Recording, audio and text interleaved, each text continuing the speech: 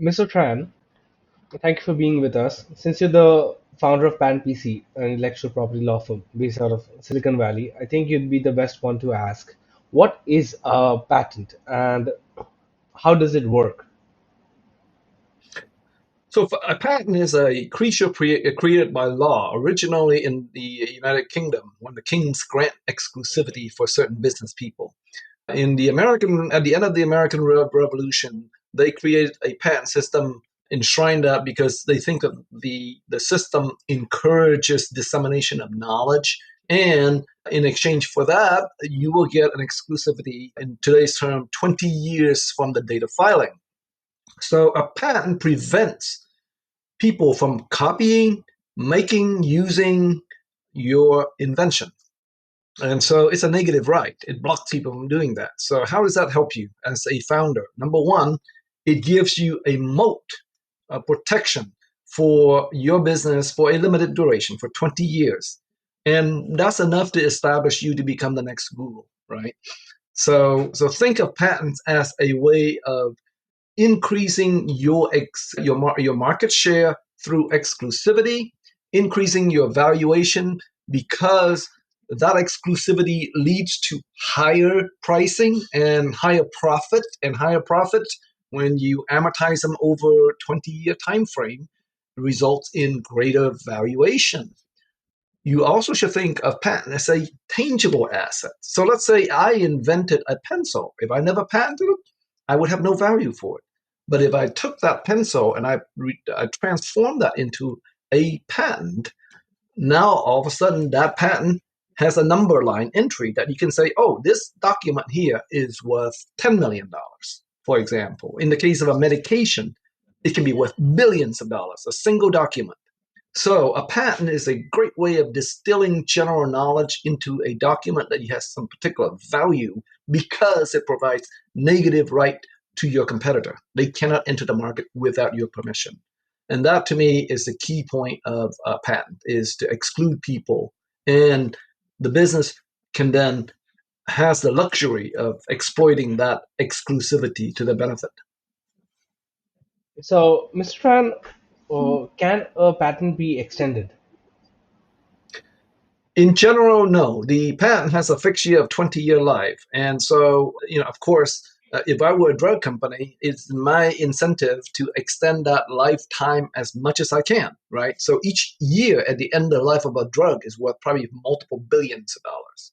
So I would love to extend the life. And that's what most pharmaceuticals do. What they do is they do improvement to the original patents. And what do I mean by that? So let's say if the original formulation was a liquid and hard to use, now if you improve it and you change it into a solid form in a capsule, that's an improvement, and you can patent the capsule that used to be liquid. So that's what I mean by an improvement patent.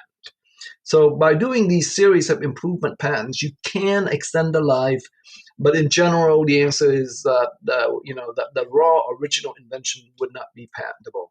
And so most drug companies, when they face generic competition, they basically move as fast as they can to improve and innovate on other aspects of that particular drug because they know that things could be improved. So the same thing with software. Same thing with software as well. And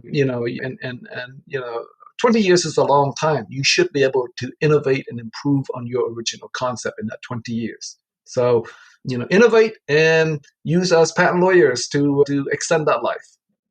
Yes, with regard to using, as you said, using patent lawyers to extend the life. But the main concern for most startups is the cost of filing a patent. So, could you please tell us how much does it cost to file a patent, and how and what are the factors that a startup founder should be looking at when they're filing a patent? So on average, a software patent is going to be anywhere between $7,000 to $12,000, depending on complexity. And most startup founders, they want to negotiate a fixed price upfront with the lawyer. You don't want to be billed at $1,000 an hour per clip because it gets expensive, right? And what you want to do is you want to get the right lawyer to help you. And what do I mean by that? So, let's say you're familiar, your venture investor says, oh, why don't you work with a big law firm? Well, guess what? A big law firm, the average billing rate is $1,000 an hour. and at let's say $10,000 for your patent application, they can spend 10 hours on it. Guess what? That's not enough. And what's worse is that in big firms, they typically work with big client because the big clients want to hire them so that way, they will exclude them from being able to represent against them. So that's called a conflict in legal news, in the legal circle, conflict of interest. If you represent somebody, you can't sue them, right? So most big firms, they'll be hired by the big company, the company that's likely to be a competitor. And guess what? Those guys are going to charge those companies top money, and they're going to give them the best talent. You, as a small one-man company coming into a big firm, you're going to be assigned somebody that's going to be brand new or being trained on. So your technology, so your particular case will be a training case for some new young lawyers. You don't want that. You want to find smaller firms where the lawyers are very familiar with your technology. They're also highly seasoned, and they can navigate you through the entire process very cheaply. So that's the tricks on how you can protect your patents in a cost-effective manner by using the right people at the right firm. So, Mr. Tran, to add a bit, I think what you mean to say is small firms help get you the best value for money.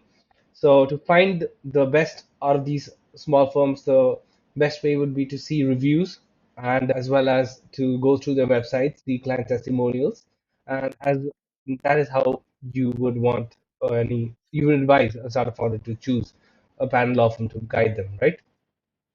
Right, right. Is that a question or it's just Uh, confirmation? no, no, yeah, it's a question and a confirmation.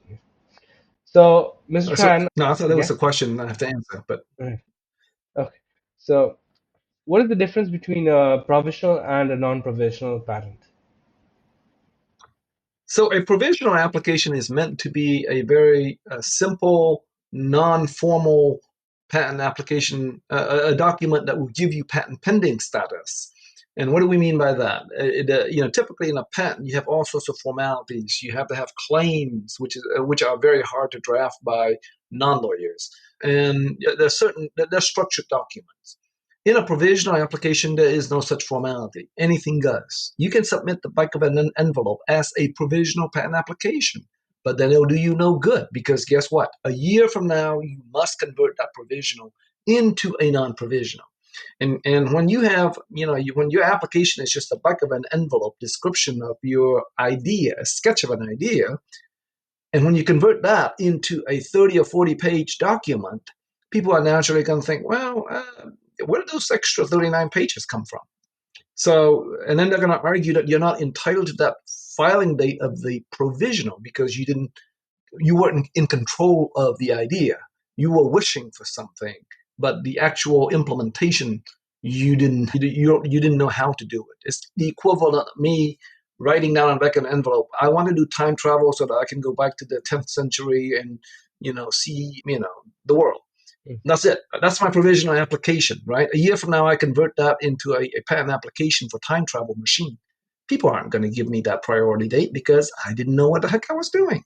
So properly use a provisional application requires a lot of details. Do your brain dump, do your engineering diagram, throw everything at it, and it doesn't need to be in any particular formality or any particular sequence, but information is what counts. And so that's what I recommend in a provisional. Throw the kitchen sink at it. And then a year from then, you would then get a lawyer to pull it out and then reorganize it into the proper patent format, into a non-provisional format. And then they can go from there. But the key point in a provisional is that it's a good technical document. As an example, if you are a professor writing a research paper, right? Typically universities, they do this. That paper is done over months of research and writing and distilling it down, right? That paper is an excellent provisional application. It doesn't have the form of a patent, but all the detailed description on how to do that is in that document.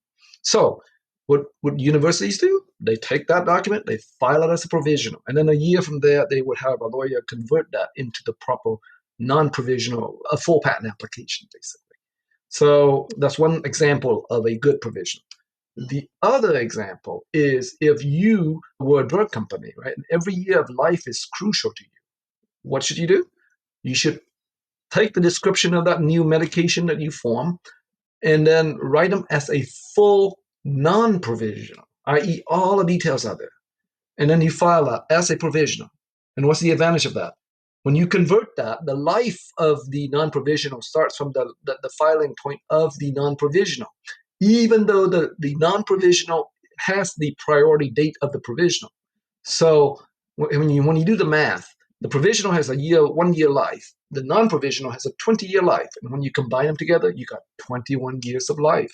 And remember, for pharmaceutical companies, an extra year of life at the end is worth multi-billion dollars. So that's the proper way to do a provisional application, is to write them as though as formal as possible, so that when you convert, all you do is you copy the provisional and convert that into a non-provisional, and you go from there. So, but very few people have that budget of a pharmaceutical. So I recommend, like let's say the university setting, you just take your research paper and file it as a provisional, and then when you convert, there's going to be some changes, but most of the technical information it's there in the document. So the key to a provisional is detailed technical documentation. So, Mr. Tran, there's a lot of effort that goes into making a patent. Is there any competitive advantage that a company can gain from creating a patent? There are massive competitive advantages.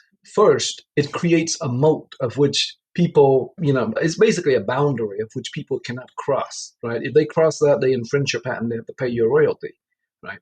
So you create a moat for your industry. Number one. Number two is when you go and talk to an investor, that moat has value. You can say my patent application has certain dollar value, and as long as you're reasonable, investors are going to give it to you. Number three is that it enables you the freedom to go and talk about your products without being worried of being knocked off or copied. So let's take an example of this.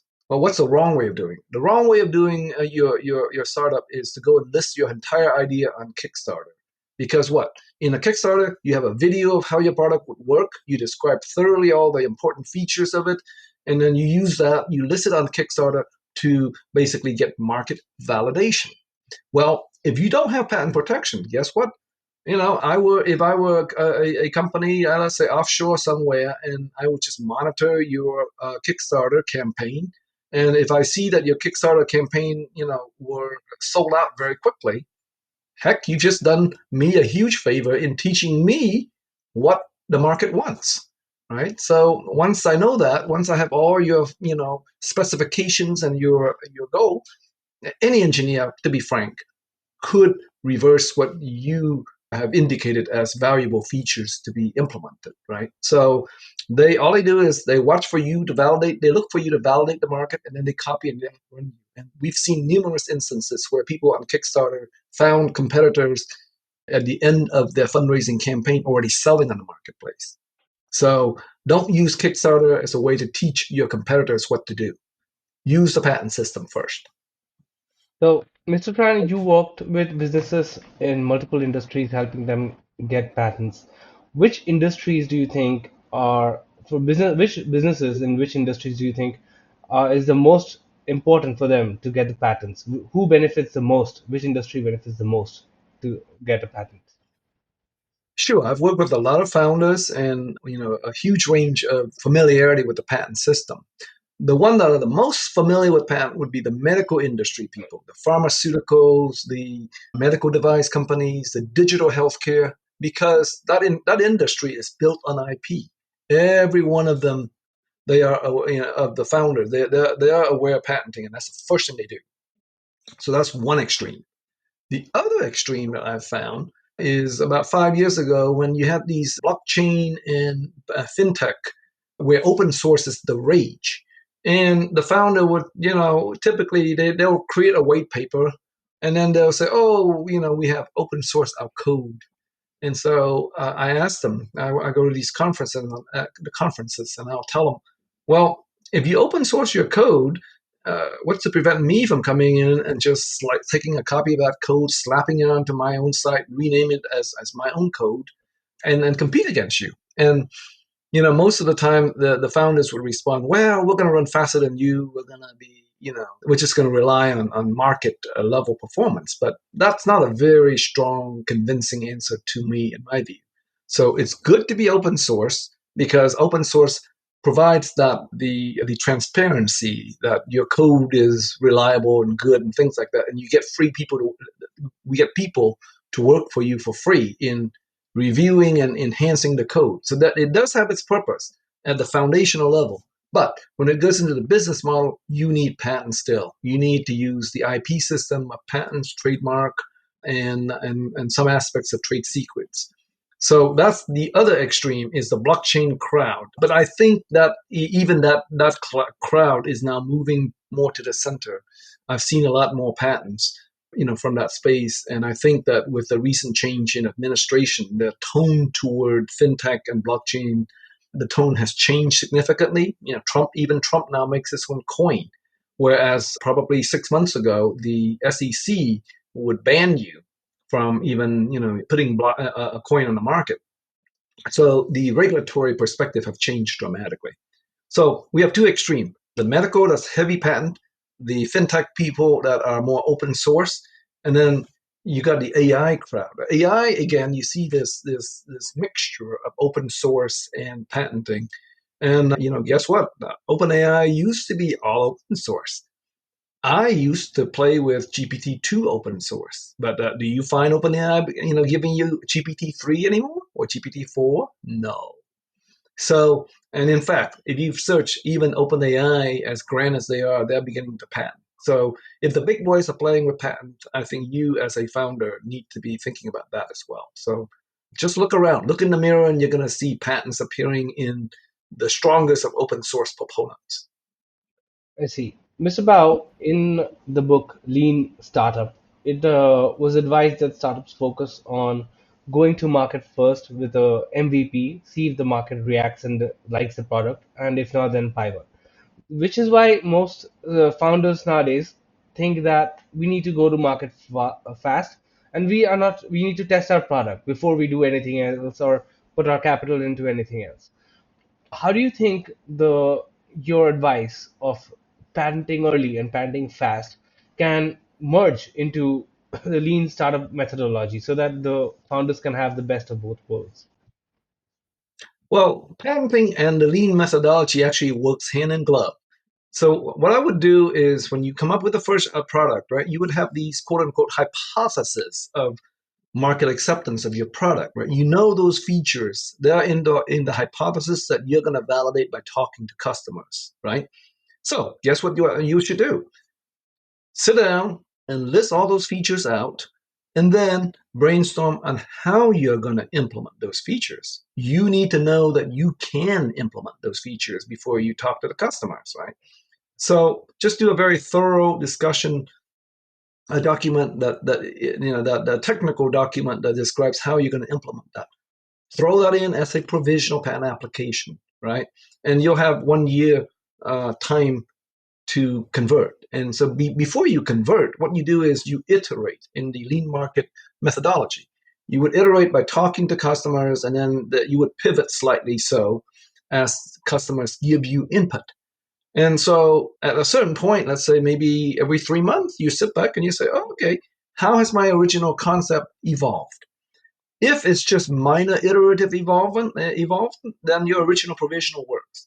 If you do a 180-degree flip, then you need to do another provisional application, because your original application was covering a concept that didn't pan out, right? But it may still have value, right? I see. And I'll talk a little bit about why even discarded concepts still have IP value. But as you have significant pivots, you do more and more applications. And then at some point, you will then finalize your spec. And then you would say, okay, this is it. Now, this is the one I'm going to bet on. And so that's when you do your non-provisional conversion, right? Now, the non-provisional conversion will list all those concepts that you've evolved over time, and you would list them as embodiments, different ways of implementing your concept. And they're important because that level of detail enables you to claim those embodiment, even if it's not your commercial embodiment. right? So it may well be that, let's say, some of the discarded concepts aren't useful in your specific market, but it can be valuable in another industry. If you have that documented, you can claim it. You can go over there and license somebody and get money for free because you had the forethought of recording and patenting your ideas. Let somebody else do the work, but let you collect the money. That's a great idea to me. I see. Well, Mr. Tran, suppose a startup is looking to get acquired. What sort of role does a patent play? Does it help? Does it hurt? Can it hurt? And what are the implications of patents? Oh, absolutely. It helps you start up in an acquisition because guess what? If you are a buyer, you want that exclusivity, that moat of protection, protecting your money that you paid to the company. If that company were investing in an open source company and the employees just disappear afterward, they would be paying a lot of money for really no value. So why should they pay anything for an open source company unless that company happens to be engaging in service, which is the case that when IBM bought, I think Red Hat, right? This open source. There's nothing, no IP in there, but it's just service. So if your startup is a service company, then you don't need patent. But most investors, frankly, don't invest in service company because they'd rather invest in a software where they can see that it's more scalable and the profitability is higher. Whereas if you hire a service provider, you're just hiring bodies, and so they're not very excited about service companies, right? So going back to the concept of an M&A buyer, I want protection. I want my money to be protected. And what better protection do they have if you have a rich patent portfolio? Because the buyer has options. They can keep on selling the business as protected. They can sell the patent portfolio. They can license somebody else the use of that. And that's exactly what happened in the case of Motorola when Google bought it. Google bought Motorola, and they basically immediately take possession of the patent portfolio. They look at the patents, the one that's important to them, like, for example, the software Android, the mobile patents. The rest of them, they sell them off. So I think, I forgot the number, but Google sold off the Motorola patents for like some big dollars, I think $10 billion, something like that. So that, of the purchase price of Motorola, they already recouped like 10 billion because they sold off the patents for things that they didn't care about. So of course, I as a buyer would be very, very interested in the IP portfolio, and that's why a significant amount of due diligence in an M&A transaction is focused on ensuring that the patent portfolio is good. So, Mr. Tran, continuing on that line of thought, how does a patent affect a company's financial statements? Sure, the patents increase the profitability of the company, and so therefore positively affects the financial statements. Secondly, the portfolio, they are assets. So that means that you can add them as asset to the company. So those are the two main area where they help your financial statement. Is number one, increased profitability because you have exclusivity. That means you can sell the product at a higher premium. That means you're more profitable. And that means that because you keep out the competitors, you have a bigger slice of the market to yourself. So that helps you on the top line. On the asset side of it, you can count these intangible things that used to have no value at all. All of a sudden, now you get to account for them. I mean, in the case of the Motorola acquisition, patents, Google was able to sell off a chunk for over 10 billion, I think. And that was money that came out of thin air. So that's the second benefit. The third benefit is that it enables you to operate company more securely. So you don't have to worry about, let's say, your employees going off and just taking your idea and building a competing device, because with the specific IP assets in mind, it provides you with a very, very specific mechanism to protect yourself. So I think, although for those features combined, they have significant impacts on your financial statement. So, Mr. Tran, can a patent be used as a collateral for a loan by a company? Absolutely, absolutely. Patents can be used as collateral for loan because They are assets. And so the banks will say, these patents have certain value.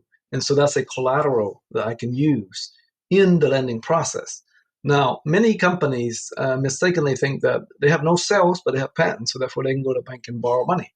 That is not true. A bank will lend to you only if you have revenue. The patent happen to be asset that it can be secured against.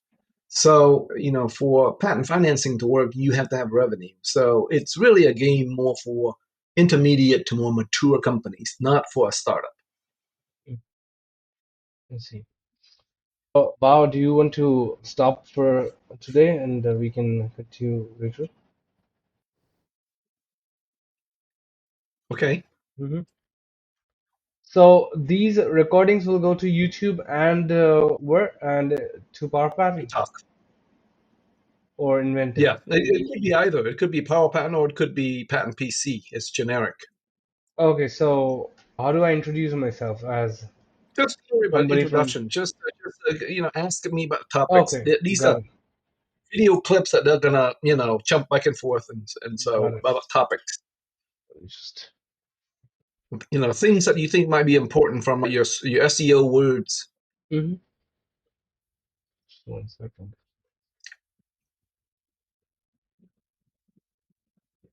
All right. Did we do 3D printing last time?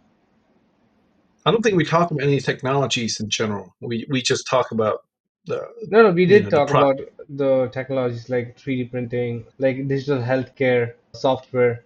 Oh yes, yes, Yes. yes. Okay, let's talk about mobile app patenting.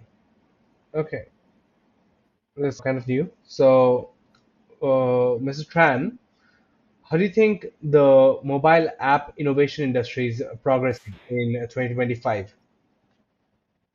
Well, since the days Steve Jobs introduced the iPhone, that's led to an explosion of growth in the apps industry. Before that, we had the BlackBerry, which was you just use a phone and you type. With the iPhone and then subsequently the Android versions, now you have graphical user interface, and so it brings out a whole new level of sophistication to mobile devices. So that led into an incredible explosion, and we see how well it's doing in, let's say, in all corners of the world. In India, they're using it for the farmers are using it to sell, to identify the weather and sell crops and things like that. Same things happening in Africa. So really, in a mobile app, you can patent a mobile app as a computer software invention. And what do we need? We would need the hardware description of the phone. Those are fairly straightforward. And then we need the software component. And then we should also cover the user interface. So in the software component, you typically describe that as a series of flowcharts or pseudocode if you want. You need to do is explain how your software operates, focusing in on how it is different from other applications, right?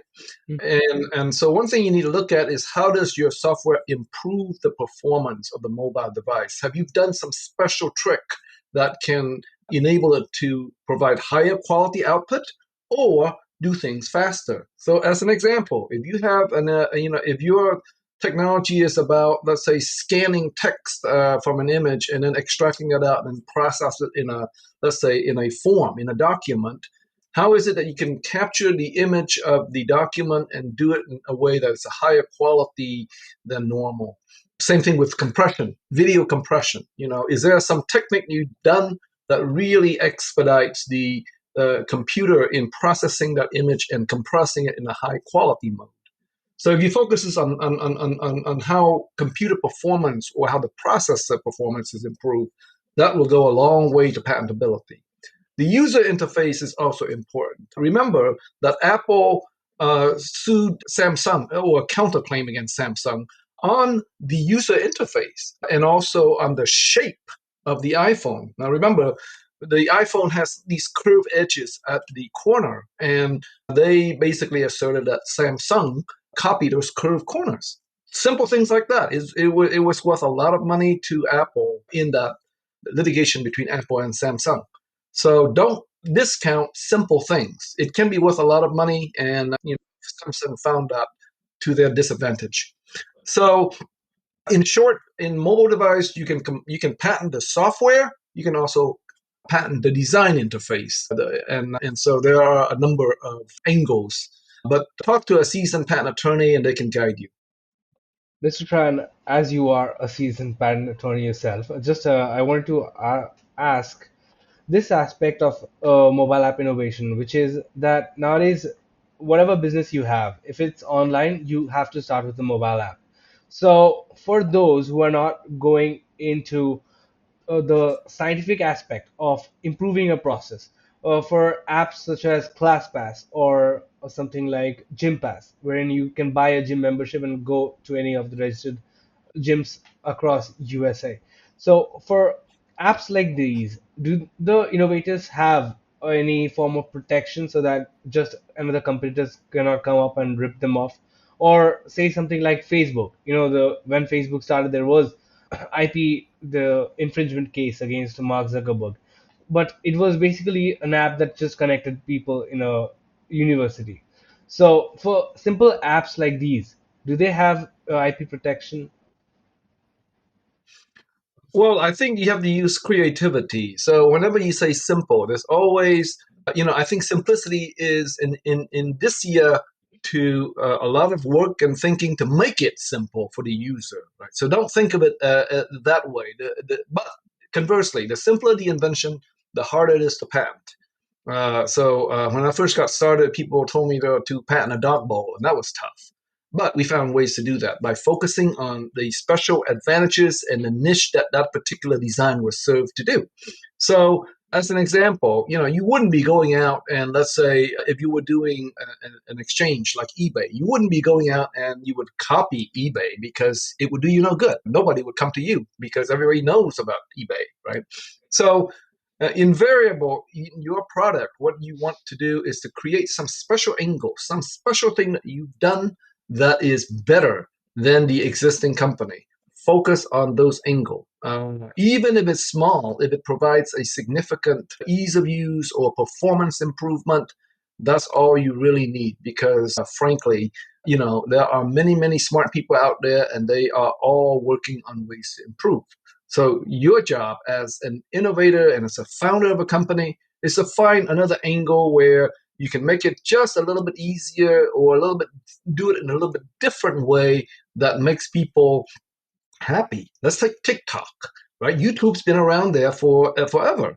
And how is it that TikTok, overcame YouTube? That's because they have a video recording, but now they change it to very short format. And these days, people are just, overwhelmed with information. And short format, get to the point, is very important. So so what TikTok focused on was, okay, can I create these very and promote these very short format that then um, that brings joy to people, and that was really the secret to success. So don't think about things that are you know don't think of it as being obvious. Think of it as, okay, what have you done to simplify the life of your user and protect those features, and let the lawyer talk to a lawyer. They can strategize. I see. Thank you, Mr. Tran, for this explanation. So when we started discussing mobile apps, you said that the patenting process is quite similar to that of software, desktop software or any other software. But just to go forward with that line of thought, is there any difference when it comes to patenting software and a mobile app software specifically, or are they completely the same? I think conceptually they're similar. The only difference you have is now you have a smaller screen, and so your user interface and the interaction need to be different. But they all follow through the same process. You need to document the flowchart of your software. You need to focus on what is it that you do that's differentiated from the competition. And then you need to show what you've done provides a performance improvement.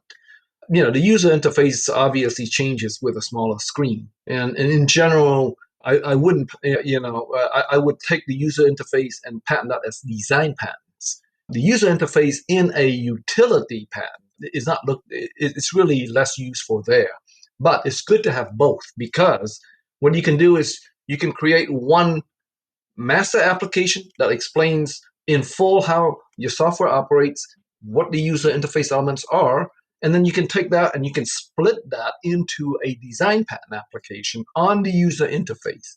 So you can, in one application, you can spin in many aspects. I see. So before we conclude, this is you mentioned quite some interesting terms which are design patents and utility patents. For those who are uninitiated, could you just explain what they are and the difference between both? So a design patent covers the aesthetic. So take it this way: a user interface is a type of aesthetic, right? The Coke bottle, that was protected as a design patent because bottles been around for centuries, right? So you really can't, patent the concept of a bottle. But the shape and the ridges of the Coke bottle is very suitable for a design patent. And so if you captured a device that's commonly used, even a design patent has significant value.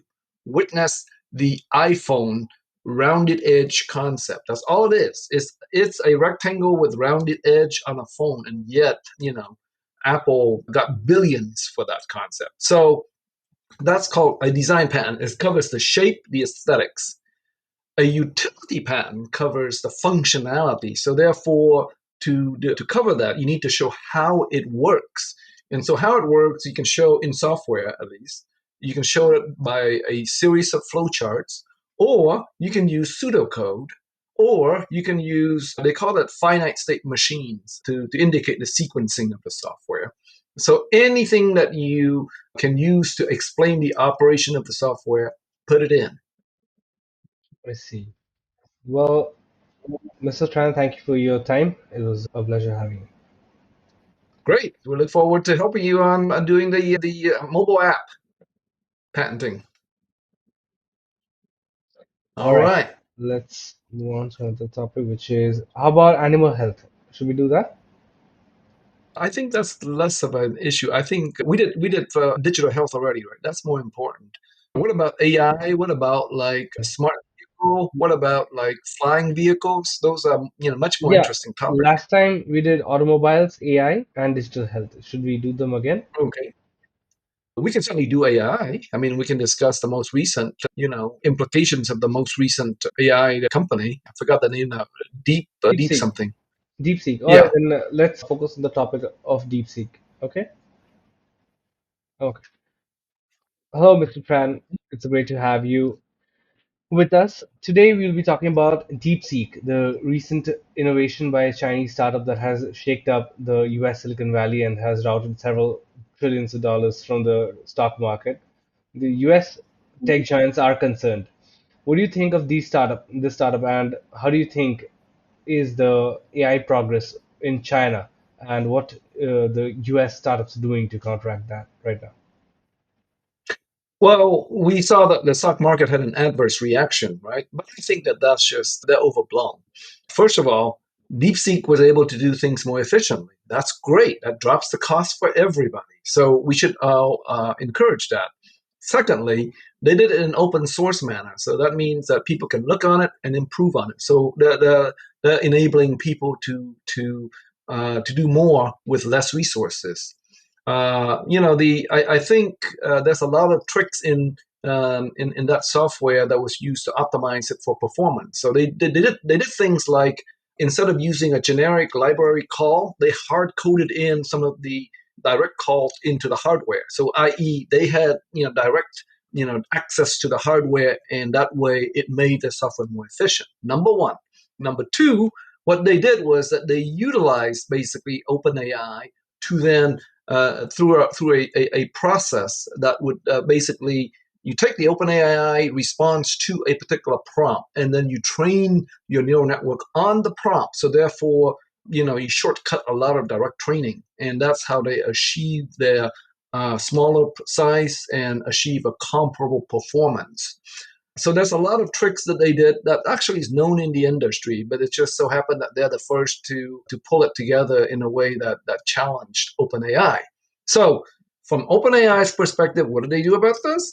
Well, on one hand, OpenAI was trained using the internet data, And I think it'll be very interesting to see now how OpenAI is going to say, oh, well, I was trained on public data, but you can't be trained using my data.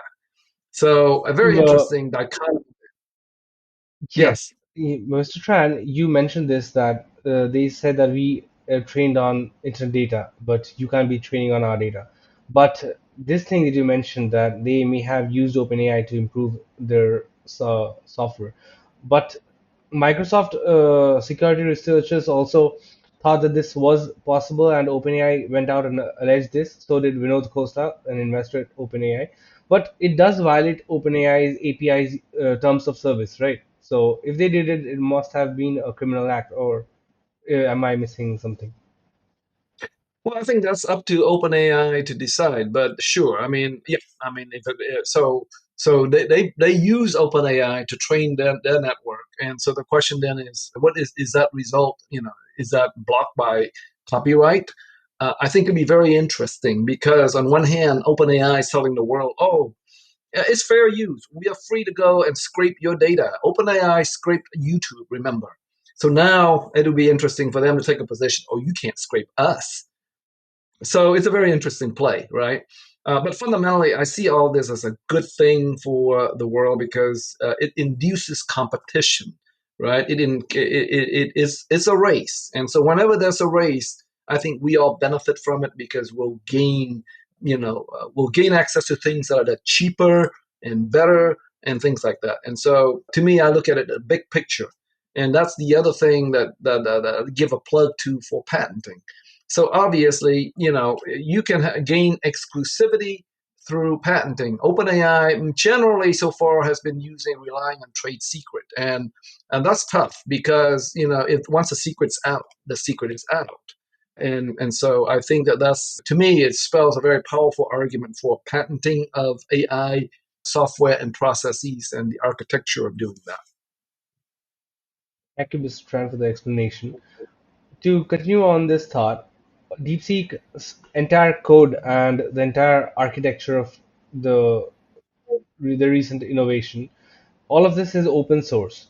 So could you explain the intellectual property protection that is afforded to DeepSeek now that their entire software and their innovation and their code base is open source? So what is the IP implications? Yes. Well, open source doesn't necessarily means you don't have IP. Many companies patent their open source so that they can control the open source, right? So, if you look at Meta or Facebook, the code is open source, but they say for a certain use, a number of use. Beyond that, you got to go and get a license from Meta. So I think there are different layers of open source. And the way I would do that is you need to balance your strategic marketing plan on growing your customer base against the business model that you're going to seek. So it appears for Facebook, for the Llama open source model, you're free to use it up to a certain size. So that means that, let's say, if you happen to be the next, let's say, YouTube the user of Llama, you're going to have to pay. It's not open source to you. So I think you need to use a combination of trade secret, copyright, and patents to selectively chisel out your open source model. And that's only really mainly is for the foundational architectural level. I think a lot of the innovation is actually coming above that, that relies on the output of the architectural level. So you would have applications, like you say, let's say in farming that would use the AI. So those are specific uses of the AI engine, and you can, you definitely have to patent those because it gives your business the exclusivity and the control of your future. The use of open source, I think, is very good. But when you deploy that specific to your application, that changes the equation because now it's your specific business model. It's no longer a foundation that everybody can chip in and share. If that makes any sense. Yes, that was interesting, especially the fact that even though it is open source, it can be protected by multiple layers of IP protection. Now that you also mentioned that this innovation by DeepSeek seems to be a net positive for the AI race because there's more competition in the market. But with more competition, there are several researchers at OpenAI who are coming out and quitting. One happened quite prominent recently, who are mentioning that with this competition, the AI companies seem to be neglecting their safety guardrails and just moving forward and taking more and more risks with especially a technology that has the potential to eradicate humanity because we do not know how we can control something that is more intelligent than us. What do you think of this and the ethics and the law behind it? Yes, I do think we need to think carefully and go, with the control use of the AI. Having said that, I think we're a long way from general AI, intelligence. Right? It is not yet capable of thinking on its own. At present, all it is this being trained on the global knowledge of the internet. And so I think we're still a long way from doing that, and from being a machine that can be a danger to humanity. I think that as we improve, maybe 5, 10 years from now, that point may reach where it becomes its own intelligent capability, thinking more, coming up with things that are more than what it's being trained on. But at present, it's really rehashing what we know in general and restating it in response to our question. So I haven't seen evidence of that, but of course, in dangerous applications, like let's say in the military, you probably wouldn't want to deploy an AI to go and control your gun. And so there are, I think, the guardrail should be, at dangerous areas like medical, military, maybe flying a plane that might be, you might need to know more about how it's controlled. But right now, I don't see that we're anywhere close to that yet. I see. Well, Mr. Tran, after the breakthrough by DeepSeek, Alibaba, one of the top business conglomerates in China, they also announced that they have an even stronger model than the DeepSeek R1.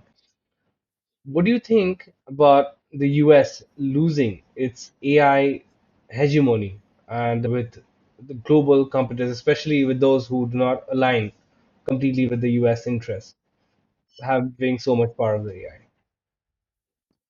Well, I guess that remains to be seen. For a long time, I think China was recognized as the AI, the king, because they use vision. They have access data to the face to recognize people. And so I believe about 2 or 3 years ago, AI was viewed as basically a facial recognition, right? And then OpenAI challenge or change all of that perception by now creating the large language model or the LLMs that can actually answer your questions and things like that. So I think diversity of approaches are always important. And it's healthy, good to have a competition. And as long as it's fair competition, I think everybody welcomes that. And so the problem that I see is that the world is becoming balkanized, i.e., you got Chinese application only permitted in China, you got European applications only permitted in Europe, you got American models be only permitted in America. And so it seems we're on this path to balkanize the technology, and that is a concern. I see. So, mm, also concerning the fact this is a Chinese innovation, how do you help innovations from overseas get patents in the US? What is the workflow involved that you have Oh, seen? sure. It's no different than if it's from a US developed technology. I think in each country, they tend to have their own set of restrictions that you must go through them first before you go international. So I'm pretty sure in China that you need to be applying in patent, and then you apply for international rights to go abroad. The U.S. has similar process. In general, it's very easy, very straightforward, particularly since there's nothing military, at least on the surface of that, it's a military use. But if let's say if you submitted some applications on nuclear energy, that for sure is going to go through a review before they allow you to then go and file international patents outside of the country. So the short of it is, from our perspective, we really don't treat international applications any differently. It comes in, we need to translate that language and then optimize it for, let's say, U.S. Prosecution. Let's say if there's a U.S. case that you're going to China, then you have to optimize it for the Chinese style. So there's always that translation and optimization. But in general, patent laws across the world, they're somewhat similar. Thanks to WIPO, I guess. Yes, yes. Okay, Mr. Tran. Oh, thank you for your time, and we'll see you in the next one. All right, thank you. Let me stop the recording and restart it again so that way we don't make the scary mistake